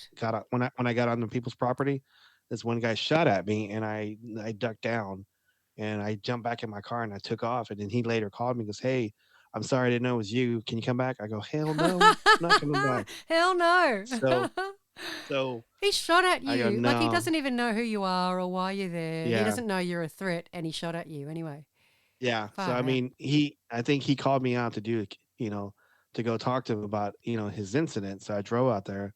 So I guess I don't know. I guess he wasn't expecting a Spanish guy or something. I don't know. So, because I'll just tell you this, Sarah. There's not a lot. When I first started, there wasn't a lot of Spanish people doing Bigfoot stuff. Right. It's probably me and Daniel Perez and maybe a guy with the Pennsylvania Bigfoot Society, and then that was it. But now there's a lot of Spanish people in it now.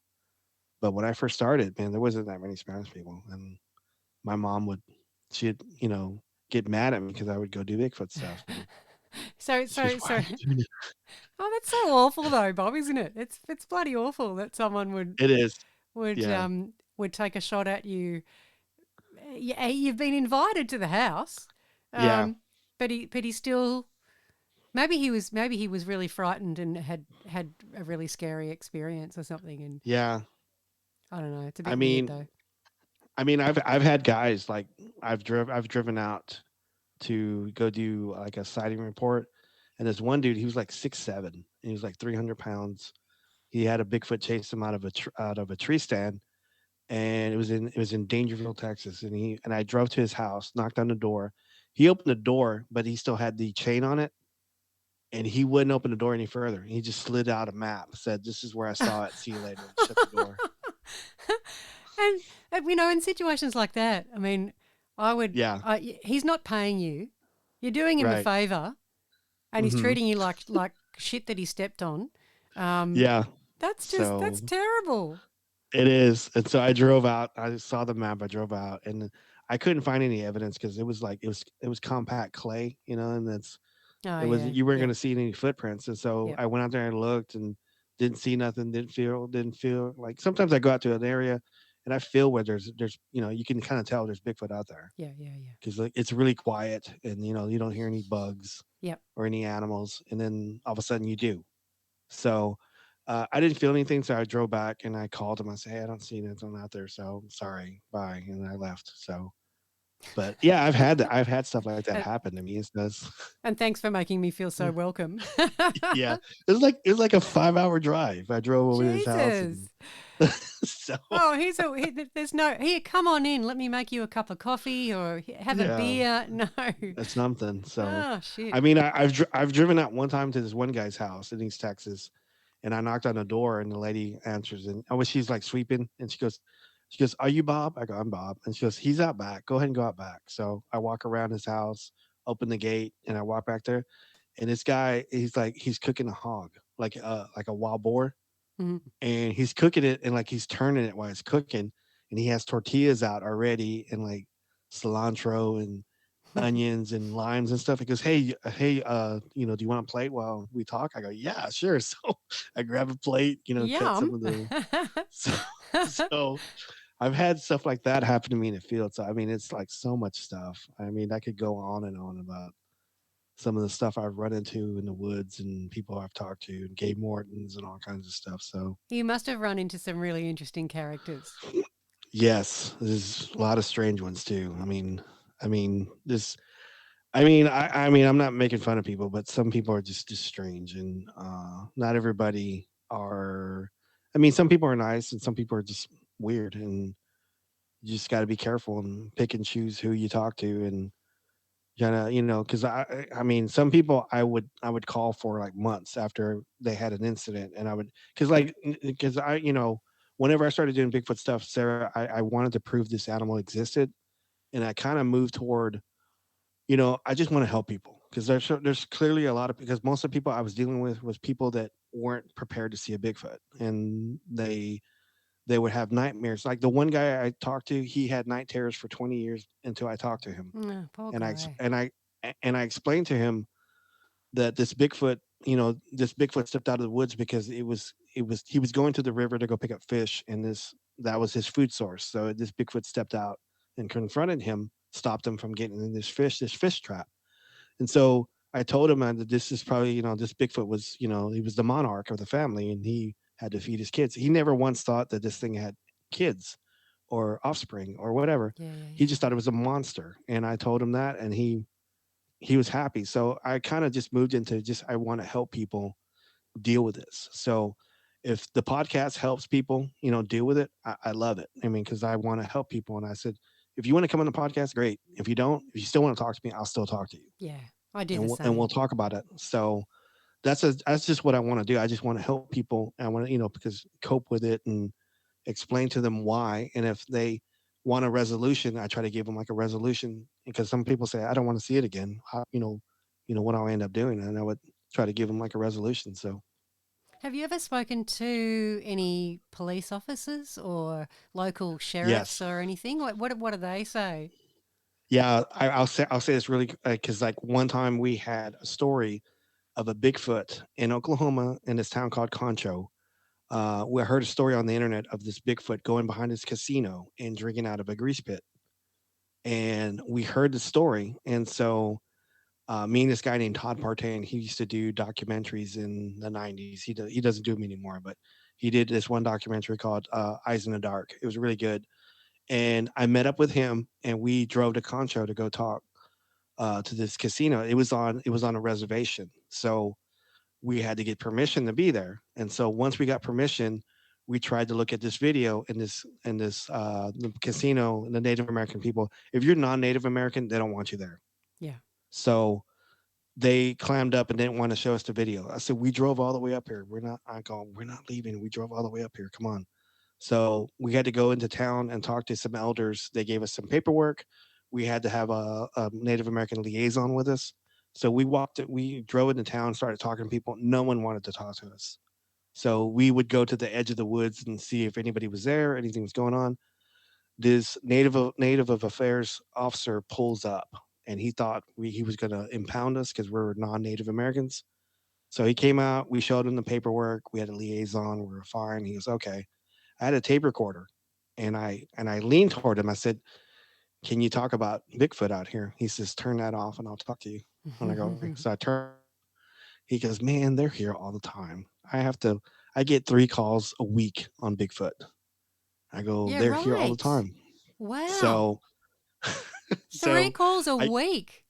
yeah, he would tell me all the time because like there was heavy Bigfoot in this area, and so I was never able to look at the video, but I interviewed a guy last season, and he was our liaison, and so he told us what exactly was on the video, and so he said there was a 12-foot Bigfoot came up, picked up this barrel of grease and started drinking out of it, and the security guards they had like their own security guards for the casino came out to see what it was, and it was a Bigfoot. It dropped it and just took off running. So, and I think there was a light under this grease pit, and the light was 14 feet off the ground, and this Bigfoot's head was like 2 feet under it. So it's like 12 foot, Ah, it's a 12-foot biggie. Bigfoot. Right. Yeah. So I got to talk to, a native of affairs Indian, police officer, and he says, "Yeah, they're here all the time, but I can't go on the record and Yeah. talk to you about it." So, And I imagine the game wardens that you've come across have a similar story. They might talk to you off the record, but all the game wardens I've dealt with and park rangers I've dealt with, Sarah in Texas, they don't want you there. They don't want, and I talked to Yowie Dan about this, and he says, "Why?" I said, "Man, I don't know. They're just they don't want you there." Because I had a buddy of mine he was a constable out in East Texas, and he had a radio at his house, and so a CB radio. So he would call me sometimes and says, "Hey, are you in town?" I go, "Yeah." He says, "The radio chatter's going because they say that you're in town." And I go, "Really?" And so we would drive up to areas that we knew had Bigfoot, and then I think they had sensors on the road. And so as we crossed these sensors, they would come out and they would just show up and just they'd hang out with us until we left. And so, but we would tell them we were doing Bigfoot stuff. So a year went by. I was going to school at a school ID. And so whenever the park rangers or game wardens would come talk to us, I would say, "Oh, I'm just writing a paper on deer migration and I'm doing soil samples." And he goes, "Let me see your ID." And I'd pull it out and look and show him. He goes, "Okay, whatever." And they Ah. would leave. I go, "Yeah." So, I like that. That's a good so excuse. yeah, so that's what I end up doing a lot of times. So I was just going, "Okay, well, I'm going to do this," and because they would hang out with us until we left. They wouldn't let us do anything. How We annoying. couldn't bring out equipment. Yeah, it was. It was. I think there was a couple areas in Sulphur Springs, Texas, that we had to give up because the game more because eventually the government bought this land we were on, and Right. so we couldn't go back out there. So we would go out there and do some stuff. We would get calls. We would see tree breaks, all kinds of stuff, and then eventually they just bought it and said we couldn't go back out there. I said, okay, whatever. And shut So the whole story down. yeah, so it Yeah. was just one of those things. So game wardens in Texas, they don't agree with us. So I think from what I haven't spoken to any myself, but I've certainly spoken to other researchers and other people who've spoken to them, and they're often chatty off the record. Certainly nothing on the record, but hmm um, some of them are chatty and some of them don't want you around. I mean, I know researchers who sneak into places and sneak into places they're not supposed to be. So hmm generally they don't encourage trespassing. Um, but I would imagine if there's an area that has high activity, you're going to find that shut down pretty quickly. Yeah, because like in Texas, there's like a lot of lumber going on, and Ah, if you were to discover a unclassified animal, then that lumber industry would be shut down. And so exactly, exactly. so I mean I'm not surprised that happens. I've heard stories of like trains or 18 wheelers hitting Bigfoots, and then a black van shows up and then hauls it away. Yeah. So I've heard stories about it. I've heard it from another person, hearsay stuff like that. So I mean, is there any truth to it? I don't know, but you hear it all the time, and government would just show up and just take it away. So that way, you can't prove it exists there. So Yeah, exactly. Exactly. I've heard the odd story like that too. Men in black come and take the body away. Hmm. Yeah, I don't know. I would be more scared of them than the Bigfoot. Hell yeah, absolutely. So Then you can just get so the government will just disappear you. That's way uh scarier. glad you got back into podcasting after, all that incident that you had. I was really happy. I was praying for you whenever you were going through your stuff. So Oh, thanks, Bob. I'm It, I'm it, really happy. So Thank you. I really appreciate that. That's really kind. I did actually have a few months off. Like I didn't do any interviewing. I right. didn't do any shows. I'm only just starting to like January this year. I've started just slowly building up again. Like it was a combination of the the the nasty car accident that really knocked me around, and then Mhm. we had major flooding here at the farm and all the land Mhm. around here for months. It was a really slow flood, but quite scary at the same time because you're you're hyper vigilant all the time. Your anxiety is Mm. high for months, and I don't have here. Um, we've got the farm. We don't have a house on the farm, so we stay in a trailer in a caravan. Where I Mhm. do have the house, which is a couple of hours drive away from here, that is a small country town, but the little dirt road that I live on, somebody bought all the land around there and subdivided it and started building houses. So the noise, there was a house being built right next door to me all of last year, and all of every interview that I recorded was full of. I was so anxious because I had excavators and diggers and machines that Mm. go beep beep beep Yeah. every time they reverse, and I had power tools and so it was so hard getting the show out and I managed to get one out every week most of last year, and then when I had the car accident in October, um, I Mm. I fell in a bit of a heap. It was a really hard year, and then to end the year like that, I just it really knocked me around. So I'm only putting a show out once every 2 weeks at the moment. Yeah. Working back up to doing one a week, but I'm not in That's a hard though. That's hard though. it is hard. I don't know how other people do multiple shows a week. Getting one out one a week is hard work. Yeah. I'm aiming towards. I've got Cade Moyer actually of Believe podcast. He's a graphic designer and has his main business is a website building and graphic design and logo design. So he's actually designed a new logo for me and is putting together a website for me.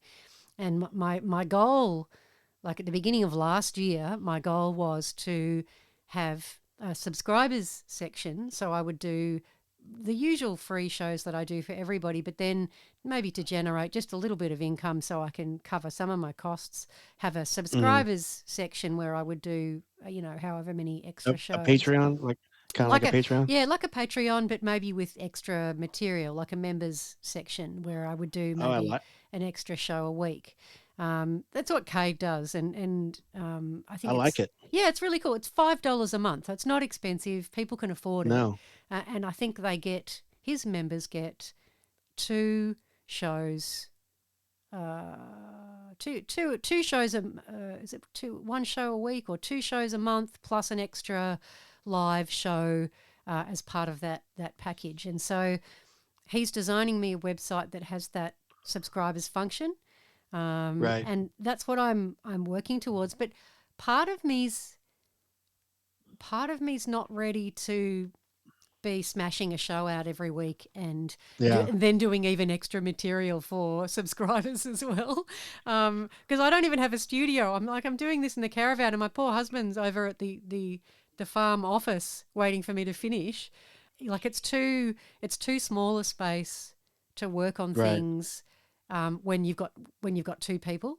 And the Right. noise, we run on a generator, so I've had the generator going all day to then have enough power to do this interview without having a generator on, because that spoils the recording, obviously, because you've got this noise in the background. Or if Right. it's raining, I can't record.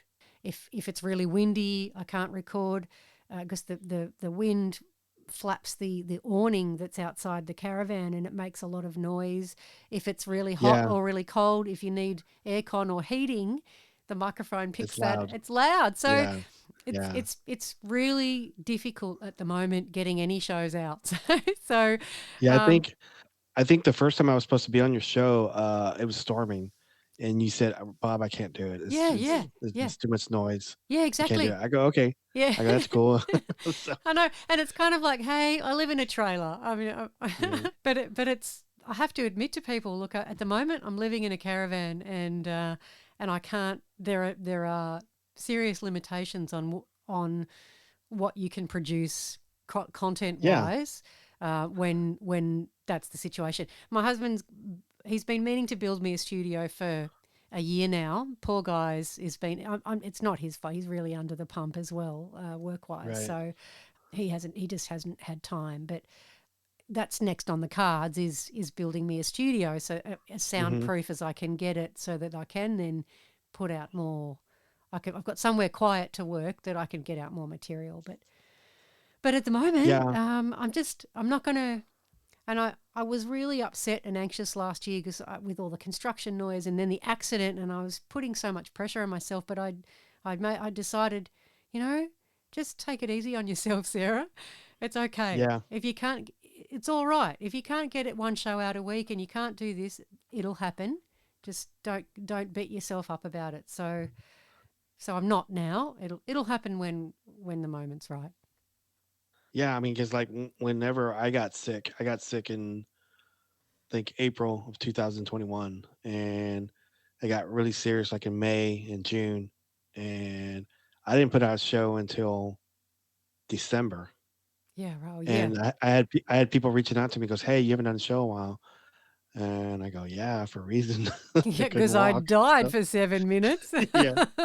So, but I like your idea of doing an extra show, but I was kind of thinking this is just me, and I'm just talking to another cryptid sports entertainer. Um, I thought it because I have a H2N Zoom. It's an omnidirectional mic that I use in the field, and I use it for paranormal stuff because it records all around. Mm, And I do that, and I also do whenever I'm at conventions. I go interview people with it. I just put it on a tripod and just talk to people. But I had thought about doing doing a pre-show before the show, or just like record Steven and I talking about the show, how we're getting ready for it. So I thought about recording that and just putting that out as extra material for people. Hey, we're preparing for the show. This is what we're doing. yeah, This that'd be this cool. yeah. So I thought about doing a video, and then I said, yeah, I don't really like video. It's just me. I know eventually I have to get there. We have to do it, I but know. I'm the I'm not same. ready. I'm so the same. I hate I it don't want to because then do I've got it. to do So my hair and I've got to wear makeup and I yeah, hate wearing makeup. But I'm not.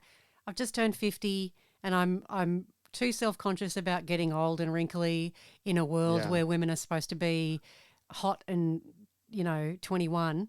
right, I feel very self-conscious in front of the camera without hair and makeup done.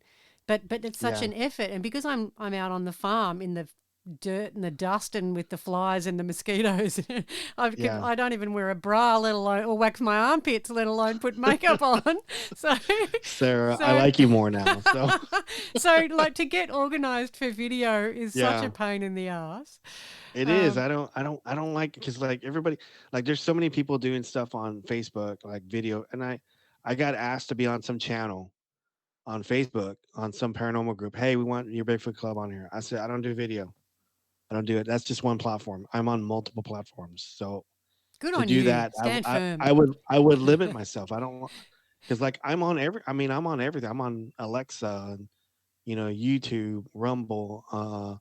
I'm on Pandora, Spotify, iTunes, Google Play. I'm on everything. So I said no, I'm not doing that. I'm not doing video. I'm not doing that. So Go you. I don't know. That's impressive. That I know, I am feeling the pressure about it though. Like lots of yeah, people yeah. ask when are you doing it? Yeah, I wish you'd do video. It's much more interesting to look at your face rather than you know. Do you do it on do you put your show on YouTube or no? No, not yet. But only because So I haven't worked out a video editing program to even put a background on it. so what I end up doing, because I think I use Podbean, and Oh yeah. Podbean generates a video for you, but it's just like the audio moving and then your logo. And so I put it out like that, and then like before I was doing like pictures of people that I interviewed, and they would scroll through the video. It wouldn't Oh, be that's a good video, but just idea. Yeah, that's a good so idea. I like yeah. that. Yeah, I use I forgot what it's called, but I'll send you the link to the video program that I use, and you just like add pictures to it, and it's almost like doing, I don't know, like a presentation, Yeah, yeah, yeah. Like a slideshow for a presentation. Yeah. So that's what I do. That's how I get it on YouTube. I build in the YouTube slowly. It's like 300 subscribers, but it's better than nothing. Oh So yeah, hey, it's more than me. You'll get there. so so yeah, I do that, and I'm just constantly doing stuff. So I How mean, many how many thousand people have you got on your Facebook group? Did you say? 12,000 That's followers amazing. and 10,000 likes. That's So awesome. it's just weird because like this past year, like because I try to post like 6 pictures a day, just to keep people engaged, and then I post like the podcast at the end of the week, and then I post like sometimes like whenever I was going to interview, I post pending stuff. I say, hey, I'm going to interview Sarah Bignall this week. I'm excited. You have any questions? But go on this thread and we'll ask her questions. And so I do that. So I post six pictures a day. And Yeah. the last month, about 20 pictures went viral. Like they went over 100,000 Oh views. wow, that's And cool. so it just jumped up, and I don't know, I forgot when I posted it, because I posted it ahead of time, like 2 days ahead of time. I posted it either at noon or I posted at 6. So I kind of alternate, and so it went like 20 pictures went viral, and I got all these people subscribing now to the Facebook page. That's And I awesome. go, oh my god, yeah, it freaked me out. I said, oh my god. Well, see that So you're good at that social media stuff. I'm hopeless. I'm so not interested. I should be because it helps grow things, but you know I you really know what don't like social media at all. what you ought to do. This is just my advice to you. What you ought to do is put an ad out and get like an intern and have them do social media for you. Oh yes, that would be fantastic. I would you know, love that. and so because what I end up doing, Sarah, is that I load everything on Facebook on my Facebook page, and then it's already tied into Instagram, right? It's already tied into Instagram if you have a page, and then I use this one other app called FTTF, and it attaches your Instagram to a Twitter. Oh, And that's so cool. once I post it on Facebook, it automatically goes to Instagram, automatically goes to Twitter. I only post it one time. And so I do that, and it's hard to keep up with all that stuff because I try to respond every day to everything, but I've thought about getting like an intern and just say, here, do Yeah, it, yeah, go. love it. Love the So idea. that's just my idea. So I mean, cryptid sports entertainer. So I like that. Hey Bob, so where can the Yowie Central listeners find your podcast? www.bigfootclubpodcast.com. And our social media is Bigfoot Club One on everything. So if you go to Facebook, Instagram, Twitter, TikTok, we're at Bigfoot Club One. If people want to email me, it's bigfootclub1@gmail.com. Awesome. And to my listeners, highly recommend Bob's show because it's kind of similar to mine. And I like my show because it's all the people that I Yes, want to talk to. And you talk to really interesting people as well. I really enjoy your material. thank you. We could probably wrap it up now. Was there anything else you wanted to add in before we go? No, ma'am. I think we covered a lot of stuff. We covered Bigfoot penis and a lot of other stuff. So I love that. I'm really going to enjoy publishing that. That's really cool. I remember I think I asked someone who I was interviewing because he said that he could see that the Yowie had a penis, and I said, did he have an erect penis? And so Dean Harrison's listening back to my interview, and he chopped out that snippet and then sent it to all the boys and said, this is what Sarah's asking our witnesses. Did the Yowie have an erect penis? I said, don't you that is dare publish awesome. that. Funny. That should be like a ringtone. That should be a Yes. ringtone. I wish I'd kept, because when I'm recording the intro for my show, I hate it because I can't say the first sentence that comes out of my mouth. This is Yowie Central. Welcome to my show. My name's Sarah. All of that stuff. It never comes out right first go. So I should have, if I'd kept all the bloopers, I'd have a fantastic bloopers reel. You know, when you go through, I should start keeping it. Actually, usually I just delete that stuff, but I think sometimes it's good. I think the listeners like listening to you fuck shit up as well. Yes. Which I butcher names constantly on the show, and that's like my shtick now. And I'm gonna butcher this. So here we go. Oh, funny. Well, mate, it's been so lovely to talk to you. Really, really nice Sarah, to thank catch you so up. much. Yes. We should definitely catch up again in the future. Just let me Yeah. know if you need me to come back on again, and I'll get you Yes, back on again in the future too. I will ask you to be back on the show. So, Sarah, thank you so much. I really enjoyed it. I'm so honored to be on your show. So thank you so much. Oh, so lovely to talk to you. I'm so stoked myself that you've now got these really cool friendships going with Dan and Gary, and so that's really cool. I'm so delighted. Chingons. El Chingons.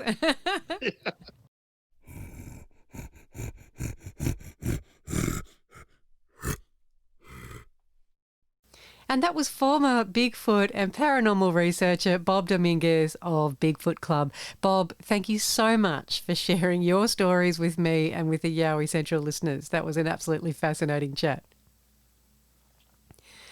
Don't forget, people, the more we talk about this subject, the more we can normalise it for everyone. And it's my hope that the more people that know about these beings, the less ridicule witnesses face when they talk about their experiences. And hopefully, the more people that know about the existence of these beings, perhaps that'll help when and if they do come across one of these beings in the woods, that they're not quite as traumatised as they might have been if they didn't even know these beings existed. And maybe, just maybe, if we educate people about Yowies, we'll be able to protect them from people hunting them and destroying their forest homes. So if you've seen a Yowie or you've experienced something strange and mysterious out there, I'd love to talk to you, and I know the Yowie Central listeners are keen to hear your story. So get in touch with me via yowiecentral@gmail.com or via the Yowie Central Facebook group. Well, that's it for today, my friends. Yowie Central will be back in a few weeks. I'll catch you soon. Out in the cold, out in the dark, something's lurking at the edge of the park. People be warned, people beware, there's a storm on the rise and it's covered in hair.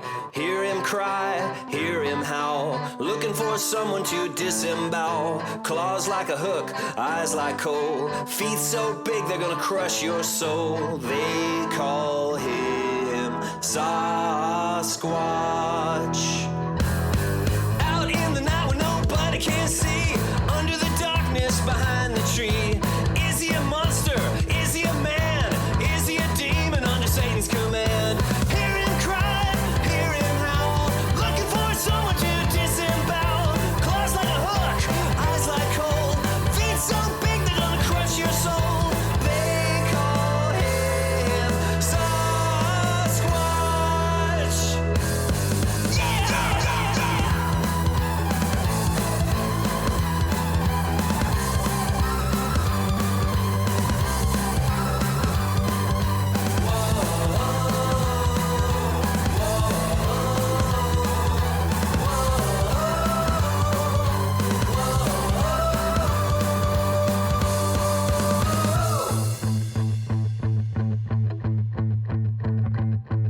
You might be rich, you pretty young thing, better hide the glint of your diamond ring. Your fancy jacket won't be worth a dime when you're sucking the blood right out of your spine. Hear him cry,